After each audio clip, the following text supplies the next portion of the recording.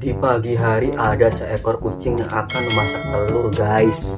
Sehingga ketika telurnya sudah dimasak, tiba-tiba kompor seekor kucing ini mengeluarkan api yang membuat rumah seekor kucing ini kebakaran, guys. Tapi ketika seekor kucing ini memadamkan apinya, aneh guys, yang ada apinya malah semakin membesar. Saking besarnya api tersebut sampai membakar semua isi rumah dari seekor kucing ini, guys. Sampai burung ini tertawa, guys, melihatnya. Pada akhirnya rumah seekor kucing ini hangus terbakar.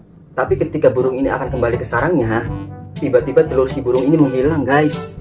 Yang ternyata telur burung ini pun sudah diambil semua oleh seekor kucing, guys. Pada waktu tadi pagi tuh, guys.